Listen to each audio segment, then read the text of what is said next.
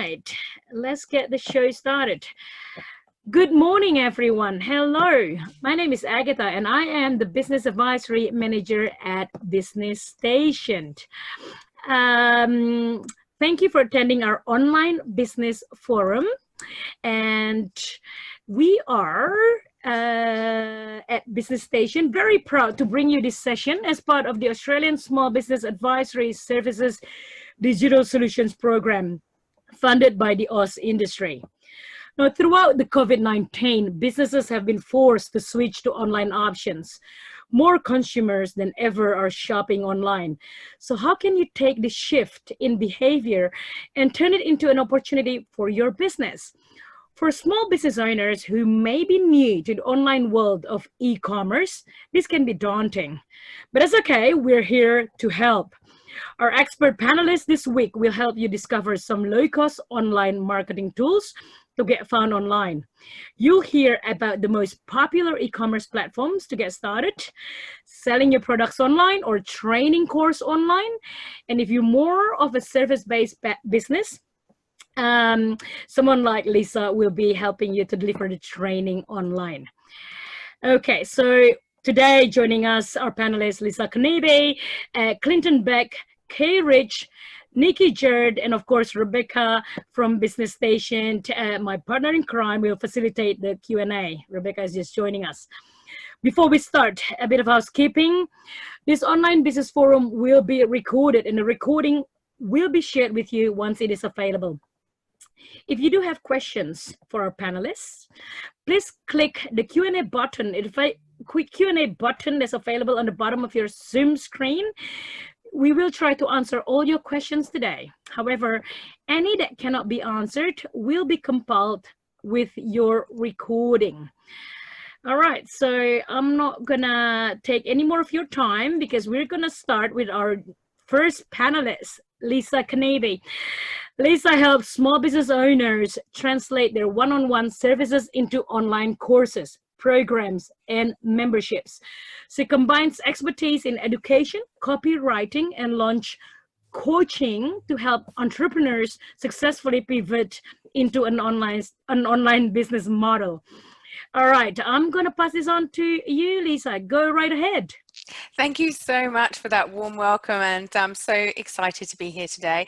I do have a few slides that I've put together, so I'm just going to share that screen now, and that's to ensure that we can actually sort of have that visual reinforcement while I'm talking, because the topic we're going to be looking at today, oh, there you go, extremely annoying. I've started my slideshow backwards. Let's get to the front. So I'm presenting from Canva, which is actually something you may have not done in the past. So I'm going to give you a quick overview here as we go in. So I'm going to be telling you about some tips that you can use for delivering online training today. And my background is very much in the online training space as a teacher, but I also help people bring their knowledge-based businesses into the online world through online courses and memberships. So let's jump straight in. So when you're moving from in-person to online training, it can be pretty daunting, especially if you've been running workshops. But there are really 4 simple key things that you need to consider to be able to take your in-person training into an online context. The first is engagement. So how would your students actually participate? The second is tech. So how do you deliver the learning program that you have? The third is leadership. So how do you show up and build community and lead from the front of the room in a virtual context? And then accountability. How do you actually get your students to stay on track? So when you're in a workshop space, you can do all of this stuff in person. You get that visual cues, those visual feedbacks. Online, it can feel very different. It's just you and the camera, say. So let's see how we can master each of these. And I'm just going to take them one at a time. So in terms of engagement, how do you teach so that students are actively engaged online? Now, this is a real challenge for online learning because you can't actually see those cues that students are learning. So like right now, I can't see if you're listening, if you're looking at your phone, if you're staring out the window. So there's a sense of needing to actually have some different skill sets to bring this about. So I say, let's be a fire starter, not a pot filler. And what do I mean by a pot filler? Pot filling is that assumption that your students arrive as empty vessels, that you're, as the teacher, going to fill up. And it's a very teacher-centric model. It's pretty traditional chalk and talk style teaching. Now, in a live workshop scenario, chances are you already have things in place that mean that students are actively participating. But online, it can be very tempting to fall back into a simple sort of talk to the PowerPoint and talk at your students, which makes students in a very passive capacity rather than actively engaged. So there is a simple way that you can light the fire of learning when you're teaching online, and that is to activate prior experience or prior knowledge. So were we having a little longer to do this training today, I would be asking you to tap into what you already know in this topic. So I would say something like, think about the workshops you've attended in person versus the learning you've already had online, and want you to think about the differences you felt. How did the experience stack up for you? In that way, by asking that kind of question, I've activated something that you already know, and it helps me as a teacher switch into seeing my students as connecting and making their learning for themselves rather than me just filling the empty pot. So that's a key thing that you can do to activate learners. The second element of the equation is tech. So how do you actually deliver your training online? And this is often something people get really overwhelmed with, but actually it's one of the simplest elements of delivering training in an online context. You're just creating an online classroom. You've just got some choices to make. What tech do you want to use? Is it going to be live or pre-recorded? So for example, today we're in a live classroom scenario. But you've also then got to choose, if I'm going to do some pre-recorded stuff, do I want to go into a premium program that hosts my content in a particular way? And is that paid? Or are there some free programs out there that I can use? My go-to choice is Zoom. It's fabulous. And Facebook groups, which are also free and have an enormous amount of functionality. So there are some really simple options and low-cost choices that you can make to get your learning online. The next element of the equation is leadership. So you as leader, as teacher, how can you build a safe learning community? Something that you already do instinctively in a classroom setting. And you do this instinctively because you already have a vision for collaboration and connection. Now you need to translate that into an online context, and there's some simple ways to do that. For example, a private Facebook group where you're facilitating introductions and you're nurturing relationships in there. And if you do this well, it leads perfectly into our next stop, which is on accountability. So in an in-person setup, you can see people engaging, you can see them doing the work, but how do you do that online when people are distant from you and maybe you can't see what's happening? So it means creating some accountability pieces that help people to share in a public way. So accountability really in essence is about being seen. But being seen can feel really scary. So you want to make sure you have a safe community, hence the previous part of the puzzle, to support people in sharing their new knowledge and learning so that you have this element of connection. So altogether, the online training model allows us to be really effective, and I just wanted to leave you on this quote: the effectiveness and success of e-learning programs are dependent on the facilitator's roles in delivering and managing instructions, i.e. putting on different hats and moving through the different roles that make your course really awesome. So I'm going to come out of my share. I have done my 5 minutes. I hope that was on time and on target for you guys, and I'm gonna very well done, Lisa. Yes. I love it, and thank you, that was very insightful. Okay, we'll move on to Clinton. Clinton is a community-minded business professional. Sorry, I will have to actually get Clinton to, sorry about that, as a spotlight video. Yes. Is a community-minded business professional who has a passion to help businesses succeed within the digital economy. Having worked with international and national brands, Clinton brings a wealth of knowledge and experience to help small businesses grow their online presence and get results. We're so lucky to have you, Clinton. Good, right, take it away. I think you're still on mute.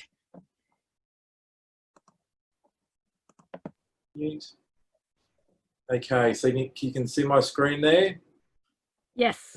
Very good, excellent. I think one of the major points about my particular topic about how do you get found online is often based around the fact that people don't really understand who their audience actually is, or who they want their potential audience to be. So one of the first starting points that I like to will begin with is the fact that understanding who you're actually wanting to communicate to, understand your brand language, and understand the types of customers that you could potentially have by understanding the audience you've currently got. So that might be utilising things like Facebook, for example. If you've already got things like Facebook in place, being able to understand how Facebook insights work in regards to your audience and how you can use that to your advantage to continue to build yourself online. That might also be things like your website statistics or your Google Analytics in regards to understanding where people are actually viewing you from in order to be able to be found online. So I really like to start my particular 5 minutes here today with the fact that you really do need to know who your audience is or who your audience could be. So that's my starting point today. One of the most important things about being able to be found online is having a digital plan in place. So actually knowing what tools are actually going to work for you in the digital environment or in the digital economy in order for you to be found. So having that plan in place might be as simple as being able to post on Facebook 5 times a week and building your audience on Facebook, or making sure that you're actually utilising Google My Business to its greatest advantage. I'm a very big advocate in regards to making sure that you do actually engage with Google My Business and have it active, and be active on Google My Business primarily because you are actually inputting information into what we call a search engine or a green search engine. So that's very, very important to understand. But in order to do that, you need to make sure that you have a digital plan in place. And as I say, it might be just as simple as getting yourself a calendar and jotting out where you're going to put content to be put online. So being able to be found is like being able to be heard. You must be pushing content out onto your digital platforms. Part of that is also understanding the fact of using keywords and phrases. So if you have a website, if you have a current website, or if you're thinking about building a website, make sure you go back and check that you've got keywords and key phrases about you and your business on the home page of your website. In your footer, for example, on your website, make sure that you've actually got your location, your contact details, all that relevant information available, because that will also help you with your searchability. That's 2 words, not one, as I found out a couple of years ago. It is 2 words, not one. But making sure that we use those keywords and phrases when we're actually in the digital space, especially in the Google environment. So we're posting on Google, making sure that we're using keywords and key phrases, talking about our business, talking about our product, and also our services. So it's very converse just to make sure that we're actually doing that. And that goes across all your platforms to be able to be found.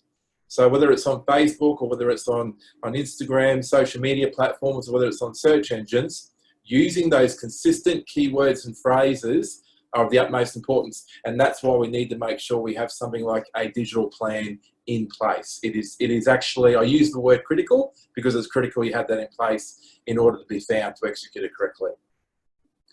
Another area that you really do need to look at is actually undertaking an audit of your current digital assets. And that means that you've got a fully mobile, responsive website. So it's easily functional. Making sure that all your contact details in all the platforms that you're active on are correct. That might seem like a really simplistic thing to do, but you might be surprised how many people don't actually have all that information correct. So go and do a little bit of an audit on your current platforms that you're on, so your website, making sure that all your links are live and they're not broken to your website in a search engine. That's one of the no-nos when it comes to being able to be found online or not being able to be found online. So go and do an audit. Do an audit on your social media platforms. Do an audit on your digital assets, just to make sure that they're all functional and that they're working. That is a key aspect in regards to being found. But the biggest key aspect of them all is content, content, content. Be active on your platforms. The more active you are, the more you're going to be seen, the more possibility that you're going to have further engagement to be able to drive your brand forward. And that's so, so important. So a few of the key screens that I shared up to this point here about planning, auditing, these are all aspects that you need to do and to make sure that everything's functional, that can be found. But content, being active on your social media platforms and also on your websites and your digital assets. I think that's my 5 minutes, Agatha. Thank you so very much. That's wonderful, Clinton. Very good. I love it. Content. Couldn't agree more. All right, I'm gonna move on to Kay now. Kay Rich is sought after social media and marketing consultant. Kay specializes in Facebook, Instagram, Pinterest, and LinkedIn, as well as LinkedIn advertising. Kay also mentors for the Mentor for Growth program. Kay assists small business owners in writing their marketing plan, strategies, and content to ensure that their businesses will get in front of the right audience. All right, Kay, take it away. Thanks very much. I'll just move on to my slide. Make sure that everybody can see it. Can everybody see it? Yes. Okay. You might want to put it under slideshow. Yep, you've got it. So what I'm going to talk to you about is the low-cost marketing tools. Now, there are a lot out there. Some are good, some are bad. Well, bad, they're probably not the easiest to use. So what I thought I would do is show you what I recommend to my clients and what I use myself. So obviously you've introduced me well, so I don't need to go through that slide. Sorry, Kay. I'm actually still seeing, I do apologize, I'm still seeing the PowerPoint, so you might want to reshare as the slideshow bit of your presentation. Can you see it now? Perfect. Yes, thank you. Yes, I apologize for that. Let's see how we go this time. And now it's not going to work for me, which is perfect. All right, here we go. Okay, so one of the things that I want to talk to you about is one of the problems we have with some of the scheduling apps that we use is some of them won't do Instagram. They don't match up to Instagram. So, and some of them don't match up to Pinterest either. So one of the apps that I do use is Tailwind, because it's really good on Instagram and Pinterest, and you get your first 100 pins free. After that, it's $15 per month or $120 per year. And you can see from my example that I've given that, you know, you can do it as a draft, you can have your scheduled pins, etc. The other one that I wanted to sort of look at was Hootsuite. Hootsuite is fantastic if you're working on a lot of different platforms. So if you've got your LinkedIn, your Instagram, you've got YouTube, you can see what's going out, whether you're going to share the same content. Again, you can use up to 10 social profiles. You have unlimited scheduling, so you can post as many times a day as you like. But it is fairly expensive. It will cost you $39 a month on that one. The other one that we use that's very comparative to Hootsuite is Buffer. Again, it offers the same you can do to Pinterest, Tweet, Facebook, LinkedIn. And again, 100 posts for $15 a month. Later, I love. Later, you can look. This is one of the programs that you can use, or marketing tools that you can use, that you can see how it will look on a mobile. So what happens with Instagram is that you tend to see 3, 3, and 3. And so later will allow you to do that. So you can look at your imagery, you can look to see if it matches or clashes. What is your content? Have you got the right message out? Now, one profile, you get 30 posts for free. So most small businesses won't cost them any money at all. Or if you tend to want to do more than 30 posts, you have two options. You either do 30 posts in the first 2 weeks and wait, and then do 30 posts for the second, or you pay $7.50 per month on those. One of the things that we tend to forget with Facebook is that Facebook has its own publishing tools that are free. And if you're really, really looking at low cost, you can't get lower than free. So have a look at your publishing posts, see what you're publishing, have a look at the insights. repurpose your content. All right, that's probably the best advice out of all of my 5 minutes worth that I could give you, would be to use your Facebook. Now, one of the other things that I also wanted to mention to you that I also teach and I'm absolutely love is Canva. Now, Canva on its own is free. You can do all of your postings from that, all of your imagery, or you can pay $9.95 per month and you get all of their images as well. You can also do all your presentations, you can do all your newsletters, you can do all your email marketing. It's a fabulous product to use. So there are quite a few low-cost marketing tools to use out there. You just need to have a little bit of a play. The majority of them will offer it to you for free for the first month. Have a look and see what feels best for you.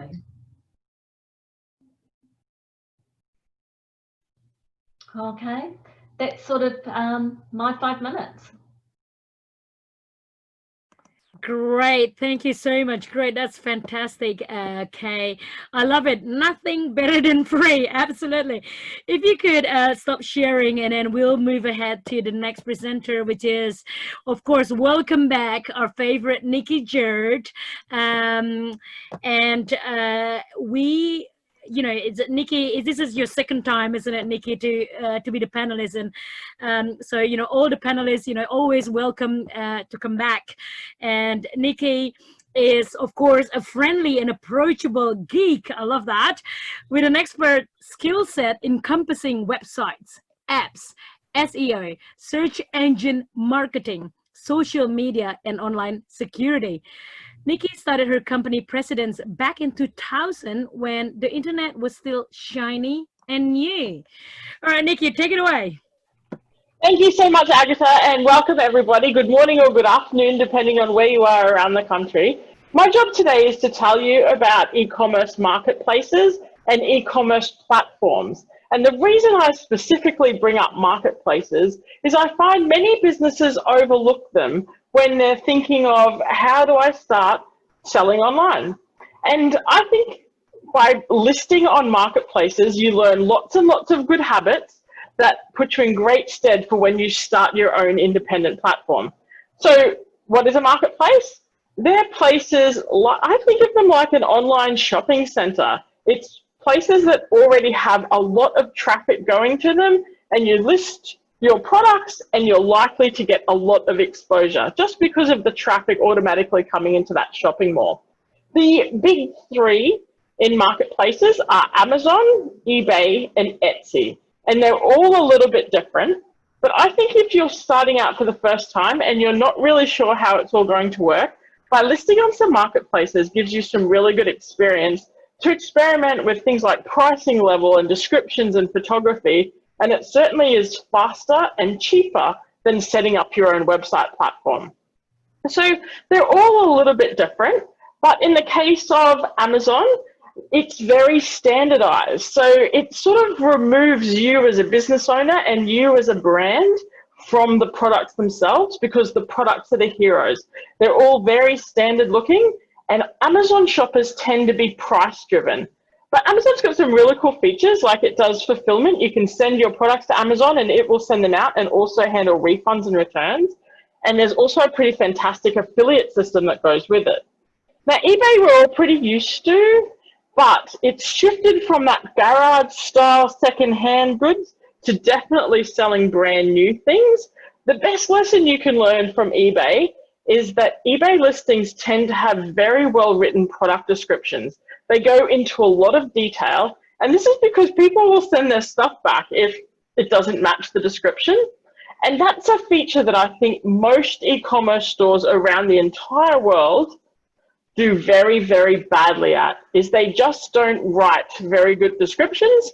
And especially for people who have a bricks and mortar store and they're shifting to the online platform, they tend to just write very brief things, or they copy and paste it from the product manufacturer.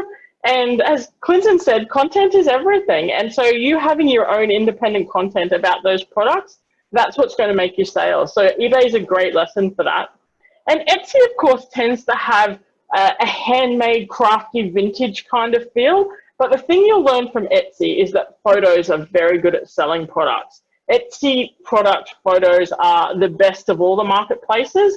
and they also show products from all sorts of different angles. So I think that's a great lesson to learn from Etsy. Now, if you want to create your own website platform, there's a couple of different options for you. And I think the easiest right out the door is Shopify.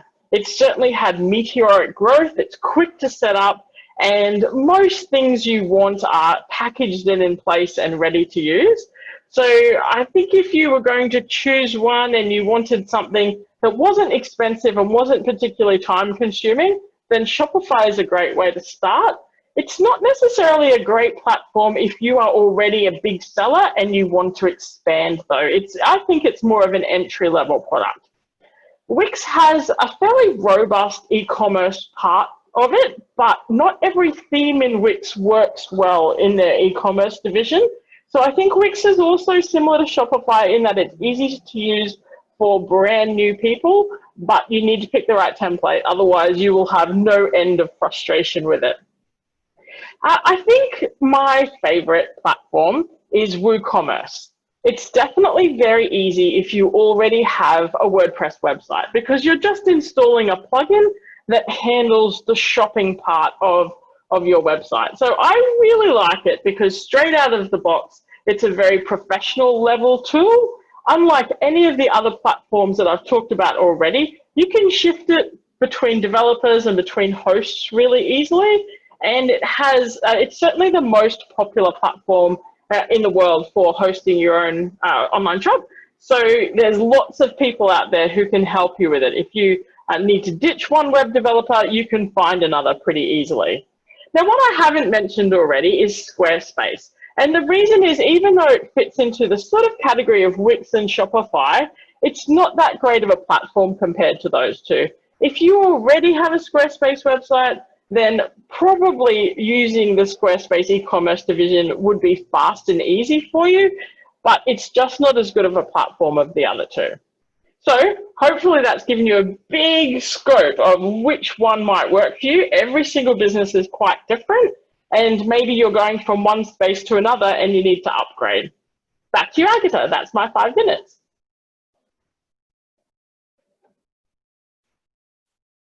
Sorry, that's absolutely fantastic. Thank you so much. And you know what, Nikki, I think you need to actually cover a webinar each for one of those platforms. All right. I'm going to now invite everyone, all the panelists, to join the Q&A section. I'll pass it on to Rebecca to run this. And when you're being asked for a question, feel free to unmute yourself. We're not going to unmute you, so just so we don't have muting war. Thank you. Go ahead, Rebecca. Morning, everyone. So thanks to the attendees who have already started putting in some questions into the Q&A section. So we'll start with those. This one is for you, Nikki. It comes from Melissa, and she's asking, are you suggesting Amazon, eBay and Etsy for selling stock only? What about selling online training courses? So we might get Lisa to jump in afterwards as well. Yeah, so all of my platforms were for stock related purchases. So bricks and mortar things that you're going to be selling. You can do some digital products across a bunch of those, but it's not the best platform. Lisa, what do you think for the online training courses? Thanks, Nikki. Yeah, so online training courses tend to, you have obviously got those aggregate platforms like Udemy, where you've got, bringing together like the Amazon of online courses. But obviously there are some pros and cons with that, because that tends to be a bit of a commodity market for online courses. Things are sold very cheaply and you don't always have control when your course goes on sale. So when you're using Udemy, there's a specific strategy for list building and getting traction to bring people into into more of your premium products at a higher price. But in terms of actually selling your online course, you really want to think first of all audience building. So who are my audience and how am I nurturing that audience in advance?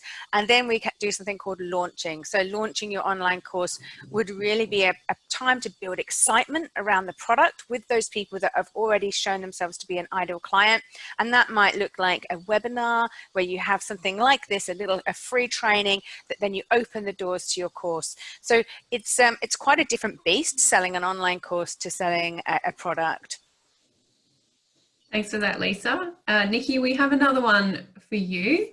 Gianna would like to know your thoughts on Square Up, please. Yeah, that's a really good question, actually. I haven't got to use Square Up yet. We certainly use Square a lot for our payment integrations, but we've never used their inbuilt e-commerce store. So if you're wondering what Square Up is, it's owned by the company called Square. You may have seen Square. It's super popular in cafes, but it's a little tiny device that you pay with, and it's a Bluetooth device. And they've now extended their platform so that they have e-commerce store capability in it. So yeah, my thoughts are it looks really easy. I just haven't done one yet. And certainly if you're already taking Square payments and using Square at markets and things, then I think it would be a really good solution. And it's cheap and quick to experiment with. So I reckon if you like the look of it, run one up and see what you think of it. Because yeah, to me, from the outset looking in, it looks really great, and they also have some good integrations there as well. That's great, thank you. This one for Kay. Can you, in regards to Canva, can you keep switching between pro and free as needed? I don't use their photos, just their templates. I wouldn't. If you're paying for pro, you should stay on pro because it keeps everything together, but you can upload your own images. So, and then you can add them to the templates. You can also swap between the templates as well.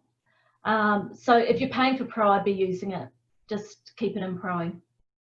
Brilliant, thank you. Clinton, I'm going to throw this one to you. It comes from Brian. He says he is a consultant for companies wishing to open operations in Indonesia. Can you tell me the best way to utilize LinkedIn to get quality prospects? Yeah, number one there obviously is to possibly look at searching LinkedIn for companies that are located in Indonesia or Asia, around that particular area. So that's one area to sort of look at that as well. So, and possibly if you are looking at expanding your business into overseas, Asia, outside of Australia, one of the good things with LinkedIn is basically going through and trying to connect with people who actually already reside in those areas, or businesses that are already exporting or doing business in that particular region, which is very important. The other thing you could do as well is actually create a genre-specific hashtag associated with what you're doing. So if you're posting on LinkedIn, for example, that you are looking at getting connections overseas, actually do a hashtag genre specific to what you want to do as well. So just be a little bit clever with it. It's like I suppose it's like a standalone brand for you in order to sort of let people know that you are looking at actually developing connections overseas in Indonesia. But that is a really good one. I think with what Kay said there before is it's also about making sure that we have strong content going out regularly that is of relevance. It's got to be relevant on LinkedIn. So no one wants to see your dog on LinkedIn. Sorry for all the dog lovers out there, but people want to see content that is relevant about business-orientated, business-to-business activities. Hopefully that answers that question, everyone. Thanks, Clinton. There's another question here with regards to analytics. This one was for Kay. I was under the impression that if you use Hootsuite and post from one to another, analytics doesn't like it, Facebook particularly. I would suggest in those circumstances you use Hootsuite Analytics. Where I looked at Facebook, it's when you're actually publishing direct to Facebook, use their analytics. But Hootsuite also offers analytics, use that. Brilliant, thank you. There's a question here from Rhiannon. I might throw this one to you, Nikki. What do you recommend for online payments? PayPal, Square, etc.? Wow, this one is a big can of worms. Right. But let me throw it all up in the air and see what comes down for you. So Rhiannon, there's a lot of payment options. And Square and PayPal, I put them in sort of the same category in that they're quick and easy to set up and they're very fast to integrate with your website. In the case of PayPal, it has some inherent trust that goes with it. It wasn't always that way, but it definitely is now, in that people who are comfortable with PayPal will pay through there and you never get to see their details. It all happens within the PayPal network and they have some protection in there if the sale goes badly. So we tend to see websites that run PayPal as one of the payment options. About a third of their customer base will buy on PayPal. So the first tip for you is don't choose one. The more kind of the merrier, but PayPal is definitely a good option because it has that inherent trust. Square is so insanely fast to set up. It's really, really convenient, and most of the platforms integrate with it out of the box. You're just really flicking a switch and then it's integrated. So it's also very easy. I don't think you should just settle on those two though. I'll tell you why.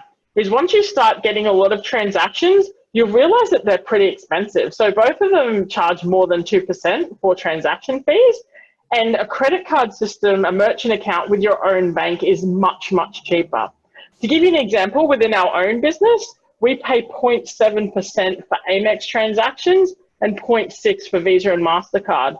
And so if you're doing a large volume of transactions and the profit margin is kind of tight, that 1 to 1.5% is better off in your pocket.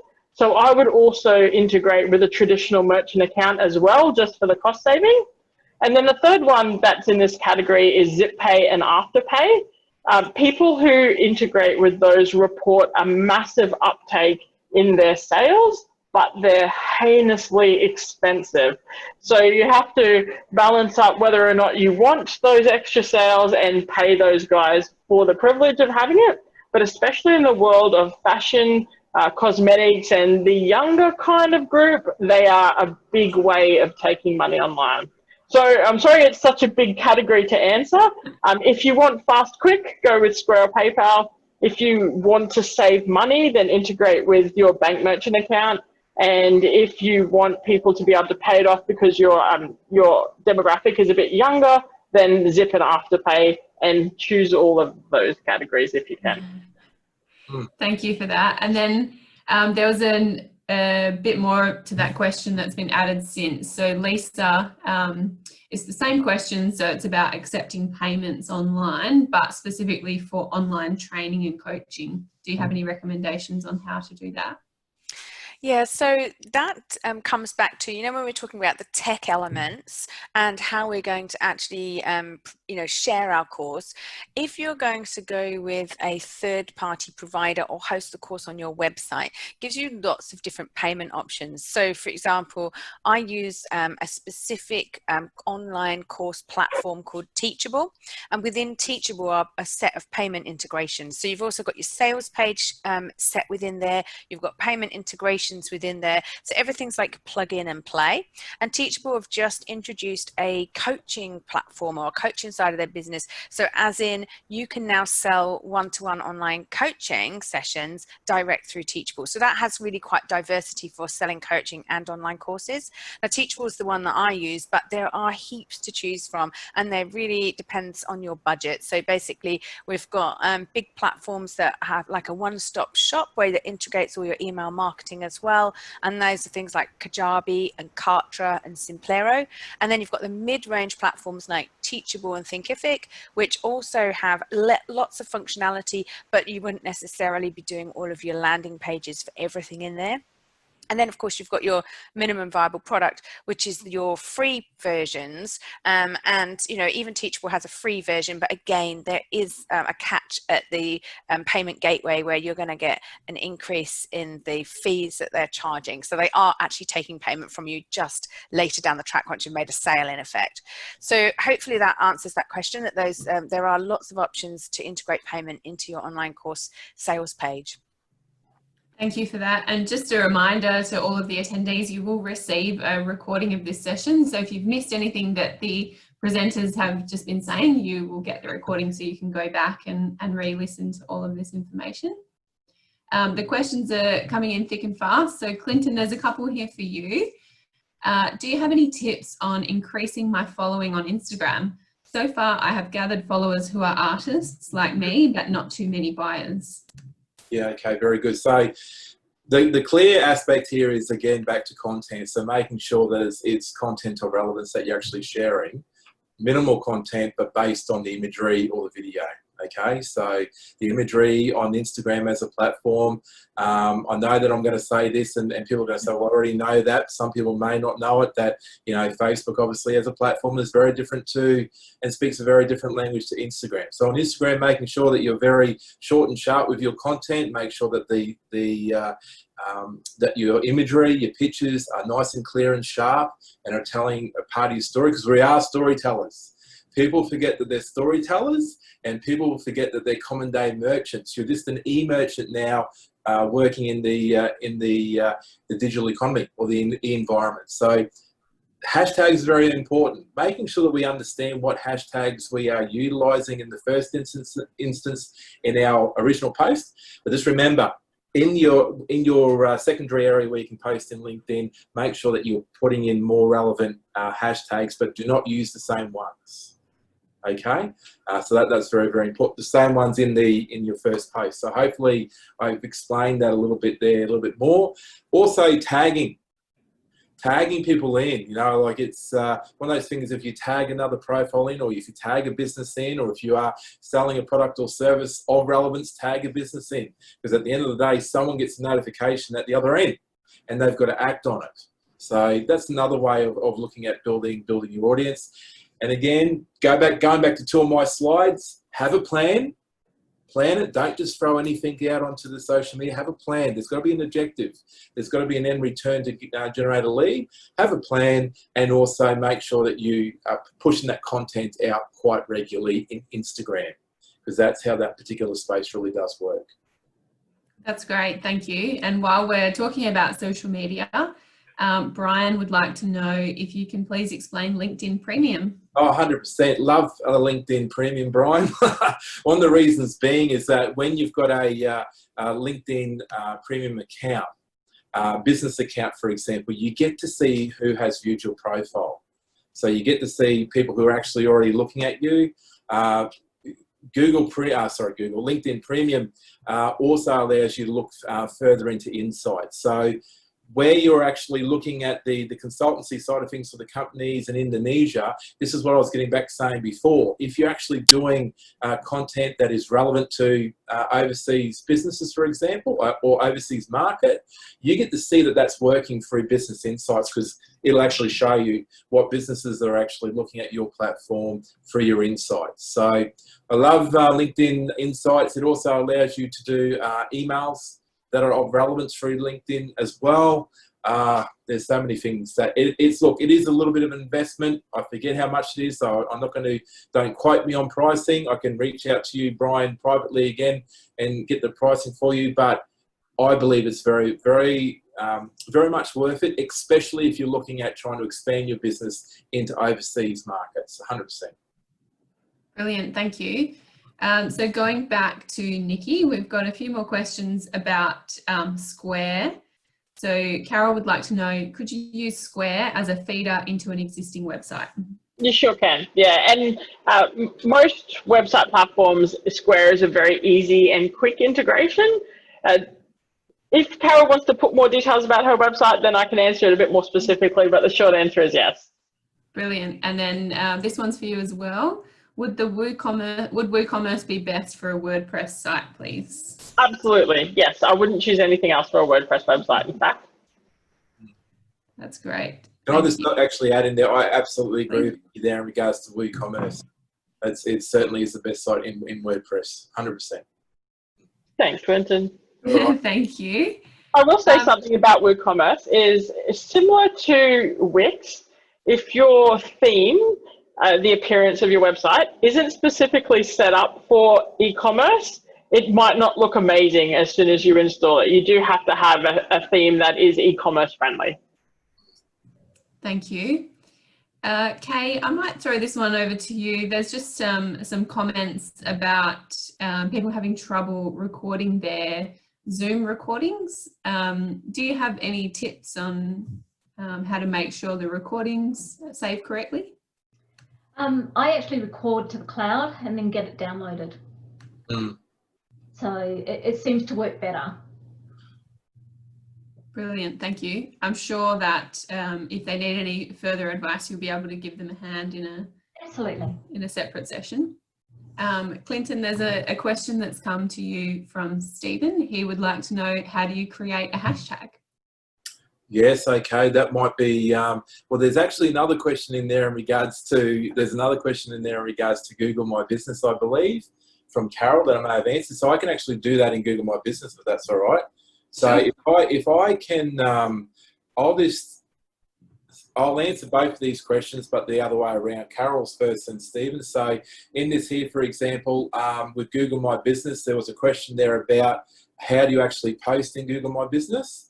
So basically the back end of Google My Business here that we have, go into your post tab here on the left hand side, and this here will actually allow you to actually go through and do posts in Google. So you know how I said before about you know, being able to be found on digital. The more that you're actually posting in your particular site here, for example, the greater your searchability becomes, okay? So in this particular case here, if we wanted to do a post in Google, so I've got this particular post was an event, so it went out as an event, so you can actually use video, you can do still images, that type of thing in there as well, so that went out as an event. But if we just wanted to do a general update in Google, all we basically do here is click post. See if I've got something here, for example, like a video here. I just did a video up with a webinar that I've just done. Hopefully that doesn't take too long to upload with the internet. The video uploads. So we might put in here, please view my video. Now the most important thing here, so that there answers Carol's question. That's how you post on Google My Business, and that actually helps you with your searchability. To answer Stephen's question, I might put in my post here, please view my video, but then I might also put in here hashtag Clinton Beck, and it's as simple as that. And when that gets posted, that'll go out as a live hashtag. And so what happens is if people are using my hashtag Clinton Beck, and they click on it, you'll see a storyline of things associated or articles associated with me. Okay, it's a really short branding tool, like I said before about in LinkedIn. It's a short branding tool to be able to find out a history about my business, my what I've been doing in my land. So hopefully that has answered both of those questions. Thank you, that was brilliant. No worries. We've got a question that I'll throw to you, Kay. Gianna would like to know about the Creator Studio as opposed to purely Facebook publishing. Thanks for that, Rebecca. Look, I think it's just personal preference. I have been playing on Facebook Publisher for a long period of time. I went and looked at the Creator Studio and I didn't like it. It's purely personal. It's whatever works for you better.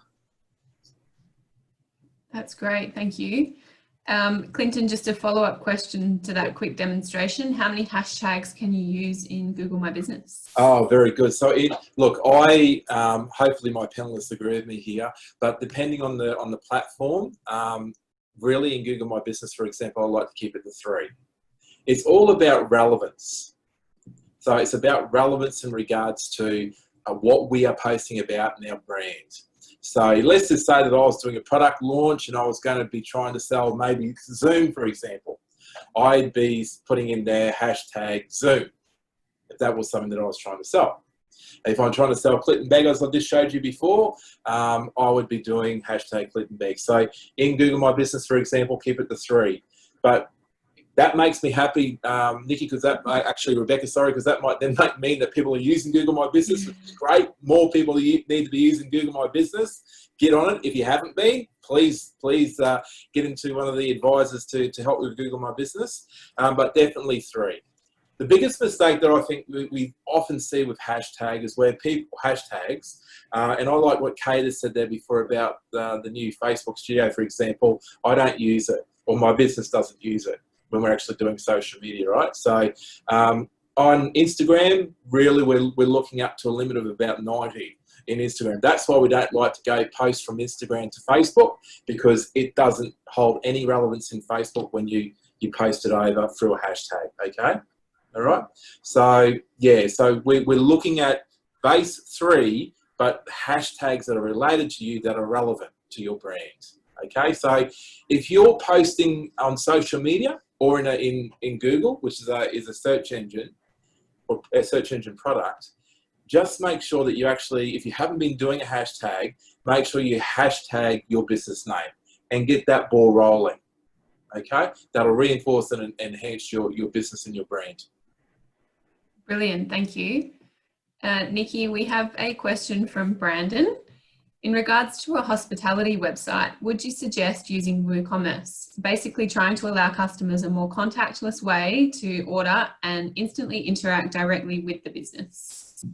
Yeah, no, the answer to that would be no, Brandon. I presume by hospitality you mean a food hospitality business like cafe, restaurant, that kind of thing. If so, the best app of its type is called OrderUp. And so I would consider using that one. There is a very large number of apps in this space, and some are better than others. Probably the best ones I've seen is where you actually hand over an iPad and people do it themselves, and then it goes through to the kitchen. If you've ever been to Japan, they are the absolute king of this kind of system. Lots and lots of systems.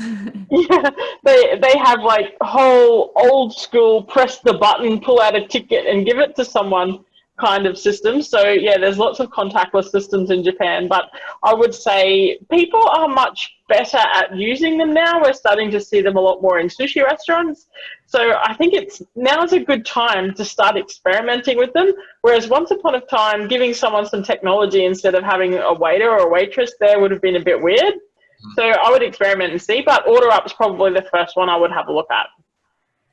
Thank you for that. So I think we've got time for one more question. It's another Instagram question, so maybe Clinton or Kay. Lorraine would like to know how she can target her ideal customer on Instagram. Yeah, I'll let Kay answer that one. You want to answer that one, Kay? Kay? Oh, you're on mute, Kay? I must have pressed again. I just feel like Clinton have been thrown under the bus. Thanks. Okay, no, I'll take it away. I'll take it away. That's all right. Well, in my 5-minute segment that I had there before, and Kay can probably add into what I'm about to say here, but in my 5-minute presentation, for example, I was very top heavy in regards to planning. So understanding that audience is going to really dictate how you actually generate new followers, new engagement. We haven't used the word leads here very much today, but generally what we are doing is we're lead generating to get people to go to a landing point to then create a sale, or hopefully create a sale. So really it's about understanding who your audiences are, or who you want your audiences to be, number one, and you get that information through your insights and your statistics. I often use in my side of things with my businesses that I'm not an opinion-driven marketer. I'm very much a stat-driven marketer. We need to make sure things are working. So in small businesses, sole traders, the best way of seeing if something's working is to go and have a look at your statistics. Go and have a look at your insights. Go and have a look at your Instagram insights and see what type of people are already interacting with you.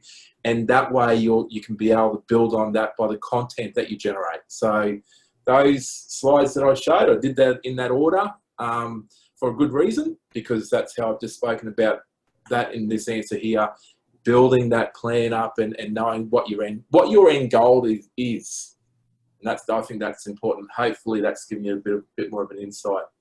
You got anything to add to that? Yeah, Clinton, I totally agree with you. It's about planning. You know your product, work out who your audience is, work out what type of content your audience likes to see, and look at the statistics. It gives you all the information you need. And if you want any more information, look at what's being posted on your competitors. Yep. That's great, thank you. And thank you to everyone for submitting your questions. It's been a fantastic session. Just to wrap up, I might we'll go around the panel and get everyone just to give us their top tip related to their introductory topic, so that we can just remind everyone what we initially were discussing. So Lisa, are you happy to start? Yeah, sure. Thanks for that, Rebecca. And great questions today. I've learned heaps from the other panelists as well, so it's really fascinating. My top tip in terms of taking your knowledge-based business, your service-based business online with a course, is that people often doubt themselves. They often think that this has been done before, but really the first step is realizing that you are a unique knowledge bearer. Your unique life experiences give you a specific way of delivering content and information that someone out there will click with, and more than one person, believe me. So if it's been done before, it just tells you that that topic is a hot topic and one worth pursuing. And always just come back to the fact that you do have incredibly valuable information. Often you're overlooking that because it's so normal to you. It's like breathing. So take that first step and look at how you might be able to package that so that you can change someone else's life. That's brilliant. Thank you. Nikki? There are so many e-commerce platforms out there. So my top tip is to experiment and move on quickly if you don't like it, especially for those ones like Wix and Squarespace and Shopify.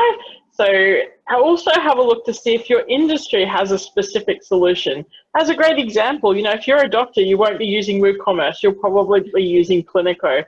So have a look out there and see if there's something industry specific, and experiment until you find something that works for you. Brilliant. Thank you for that, Nikki. Clinton? I think from my particular slide, I like to focus on this here. I really feel like in digital, for example, it's about making sure that we have a clear plan to be able to be found online. And if we have a clear plan, then yeah, the assets that we introduce, or like the assets that we have in our business, or the assets that or the digital assets that we might introduce into our business that we haven't had before, if you've planned that well, and you have that end goal of knowing who and what you want to engage with in order to get a sale, then having that digital plan is paramount. It's just like having a business plan. Everyone should have a business plan. I hope I'm learning today. But having a digital plan or a digital marketing plan, crucial in regards to being able to be found online. Thank you for that. And last but not least, Kay, can you share your top tip? I'd love to. Social media is about telling a story. So tell your story and be on brand. Brilliant. Thank you. We love that. And I'll hand back over now to Agatha to round out our session. Thank you so much, Rebecca, and thank you all the panelists. It's been, I think, one of the most engaging sessions. All the Q&As up and very much live. I think the prepared Q&As before probably not being covered at all. So I thank you. And that also means, I think, we need to run more webinars, guys, on these topics. This is obviously ones that highly, high interest from the small businesses. So I just want to wrap up with mentioning we do have a lot of free webinars to assist small businesses during this time. We call them the C19 Biz Booster webinars. Do look up our asbas.ifmbrightstudio.com because it'll list out all our free webinars. On top of that, we have the online workshops, and this is a very intimate small group where you get to learn more, and it's hands-on, and you get to implement directly with the presenter as well as other small business owners. And keep it up, and also there will be another online business forums. As we know, this is quite in demand, so we're going to keep running this. I just want to thank you one more time for Lisa, Clinton, Kay, and Nikki for joining us today, for all your insights, for your time. You can book all of them for one-on-one advisory through the ASBAS Digital Solutions.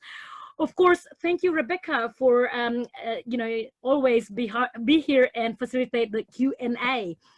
Okay, guys, stay safe, be kind to each other, and see you next time. Bye.